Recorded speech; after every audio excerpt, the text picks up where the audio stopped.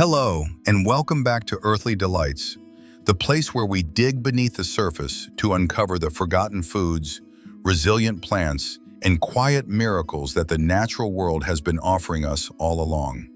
Now let me ask you something. Have you ever wished for a garden that felt less like a battle and more like a blessing?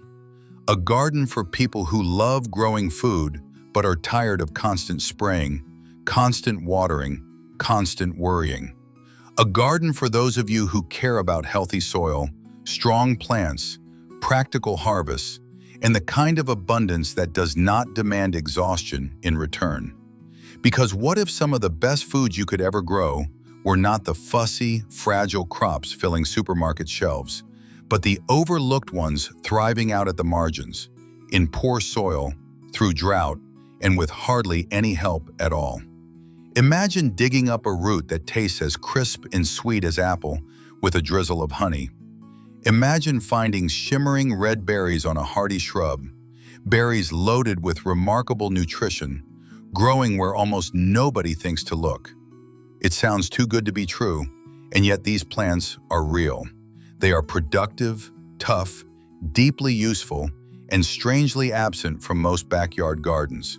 So why are these gifts of nature still being ignored?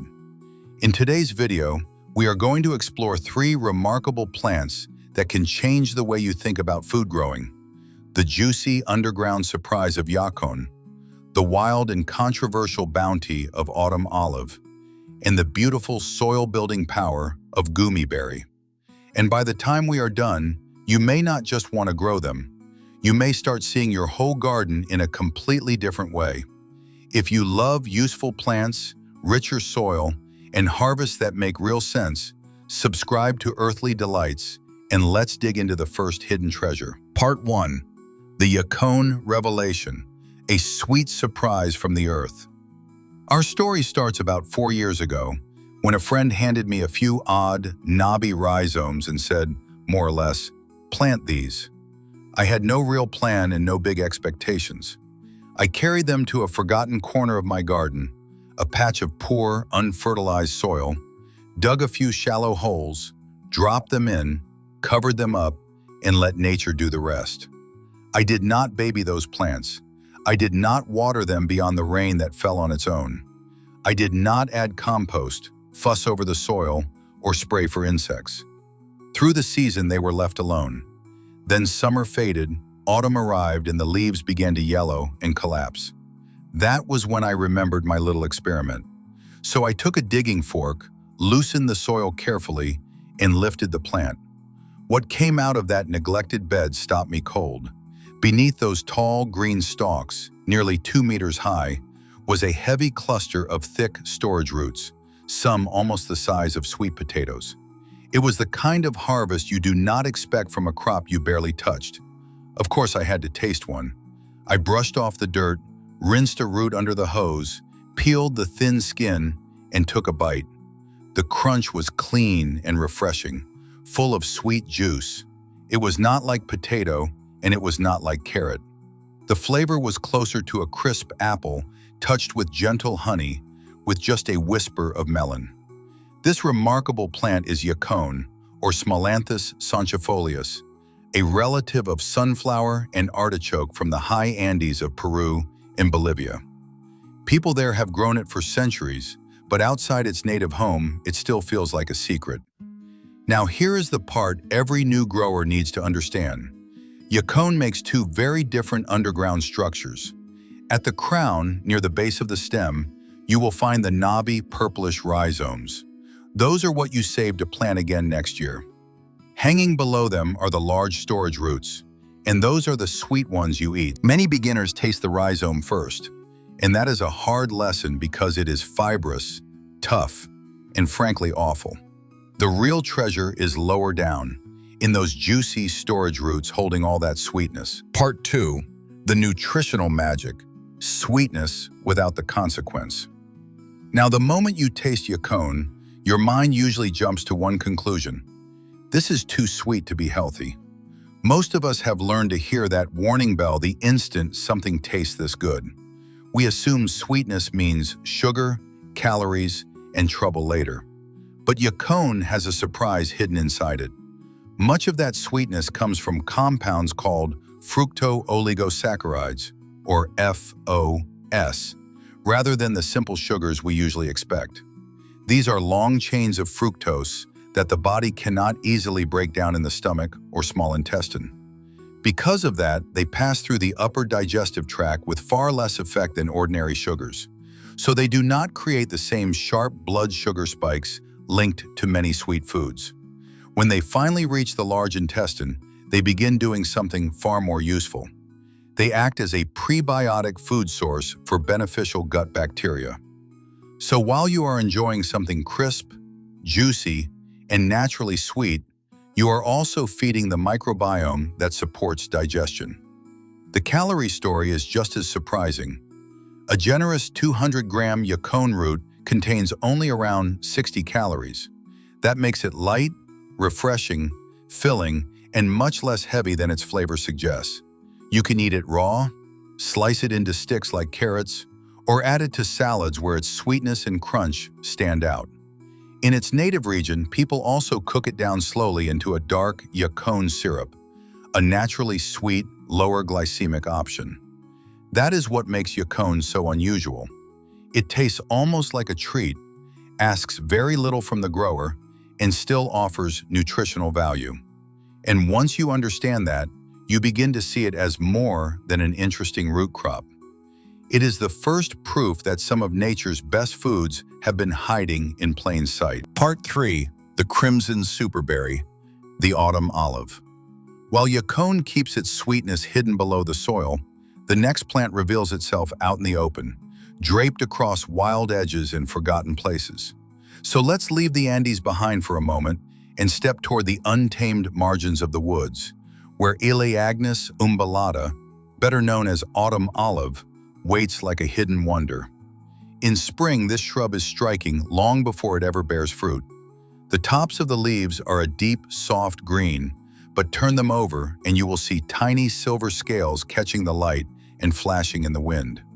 Tucked beneath that shimmering foliage are clusters of pale yellow flowers, narrow and tubular, with a scent so warm and inviting it feels almost edible, something between vanilla and cinnamon. Bees find it quickly, and once you have smelled it yourself, you understand why. But the real show begins later, when summer gives way to fall. That is when the branches become crowded with countless small red berries, each one dusted with silver, as if the fruit had been brushed with metal filings.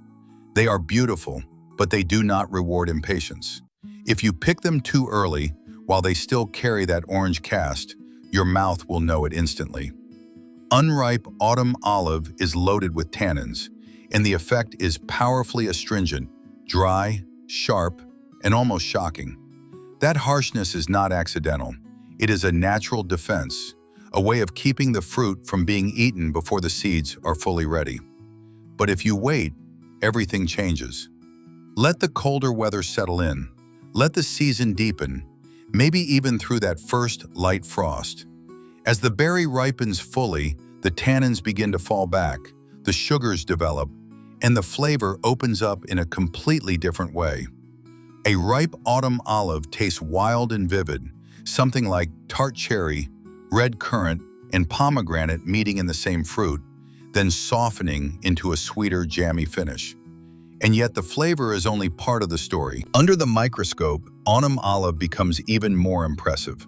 Researchers with the USDA reported in 2001 that, ounce for ounce, the raw berry can contain more lycopene than a raw tomato, in some cases up to 17 times as much. Lycopene is one of the most studied antioxidants in our food supply, and that means these berries are not just interesting or beautiful, they are exceptionally nutrient-dense. That is the astonishing part.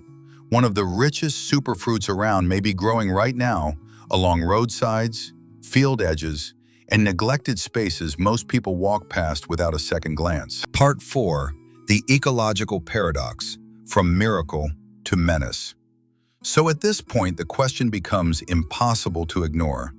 If autumn olive is delicious, productive, resilient, and packed with nutrition, why are we not planting it everywhere? Why does a berry with this much promise remain absent from so many gardens? The answer is both fascinating and troubling, because autumn olive carries a real ecological paradox. Back in the mid-20th century, this shrub was celebrated as a miracle plant. It was tough, adaptable, and capable of surviving where many others could not.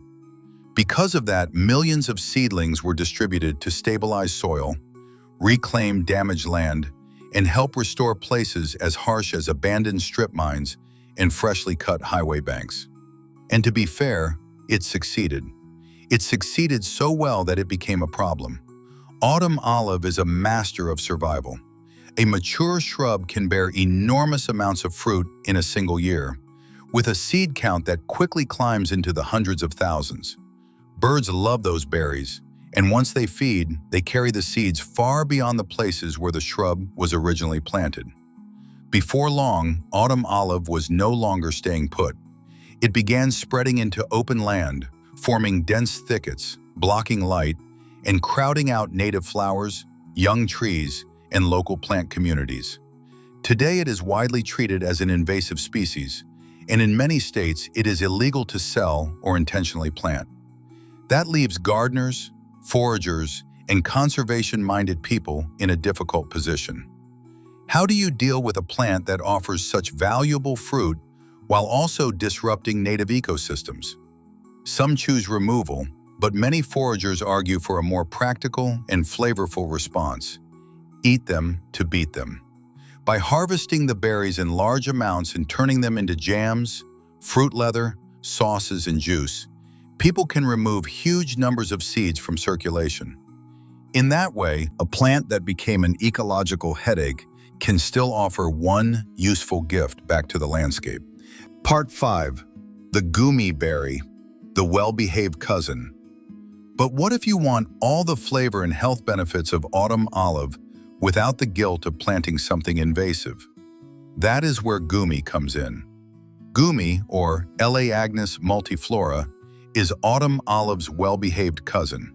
It carries the same silver-flecked foliage, the same fragrant spring flowers, and the same rugged resilience. But unlike autumn olive, Goumi is not invasive in North America, and that makes it a far better fit for the home garden. Instead of turning into a problem, it grows as a tidy, manageable shrub, usually reaching about 6 to 10 feet. That makes it ideal for a backyard food forest, an edible hedge, or any planting where beauty and usefulness need to live side by side. The fruit has its own charm as well.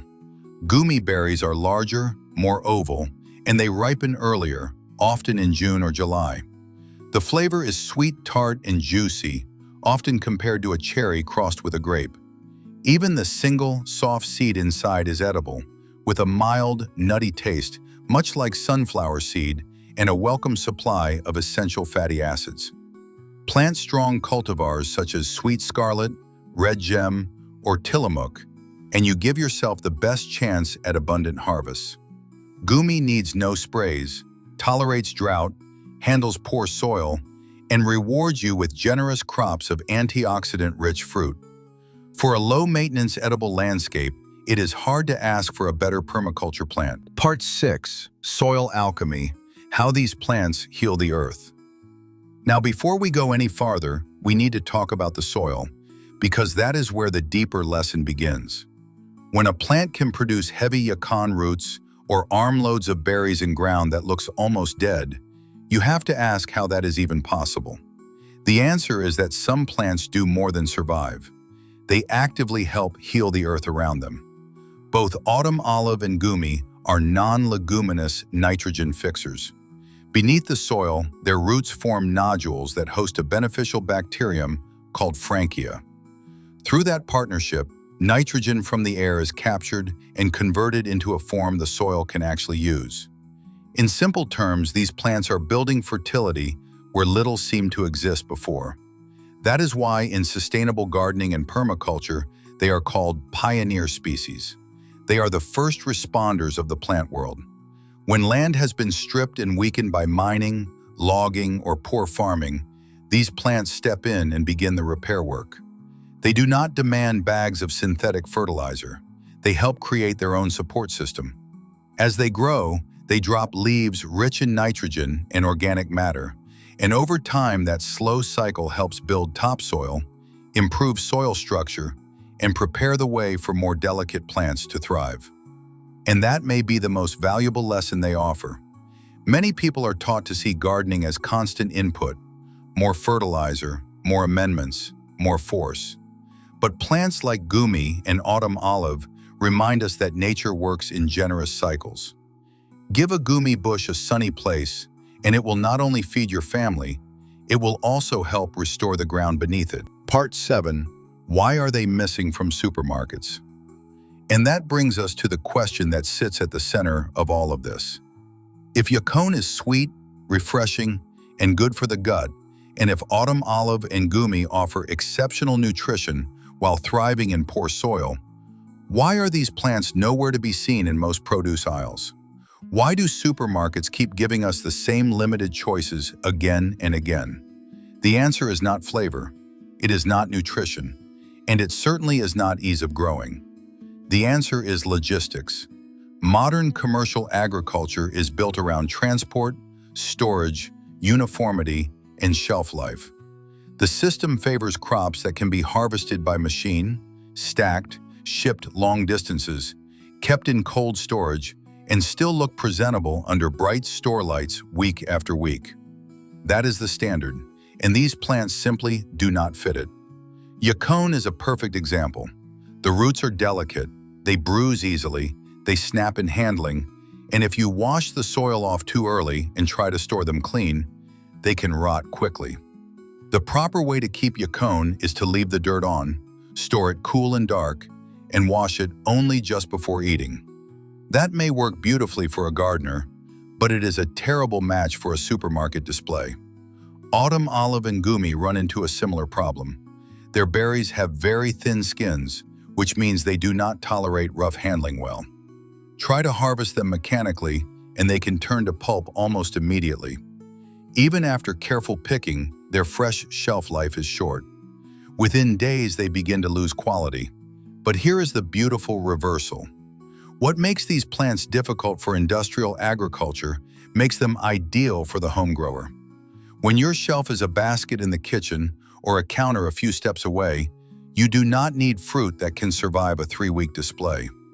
When your harvest travels from the garden to the table in minutes, instead of crossing a continent, you no longer need crops bred for shipping instead of flavor.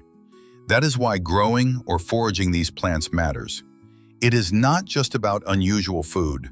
It is about stepping outside a system that rewards durability over nourishment.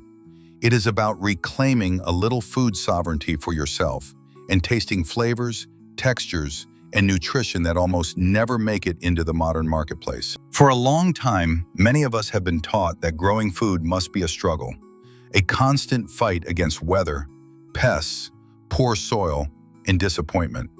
We are told that abundance only comes through hard labor, chemical inputs, and endless management. But yakon, autumn olive, and Goumi tell a very different story. They remind us that nature is not always resistant. Very often, it is generous. And when we choose plants that match their place, heal the soil, and thrive with less interference, the garden begins to give back in ways that feel almost unbelievable. So let me leave you with a simple question. This season, will you make room for a patch of yakon in some forgotten corner of the yard? Will you plant a Goumi shrub that can feed pollinators, nourish your family, and improve the soil at the same time? Or when autumn returns, will you carry a bucket to the wild edge of town and gather those crimson autumn olives for yourself? Nature has already done so much of the work.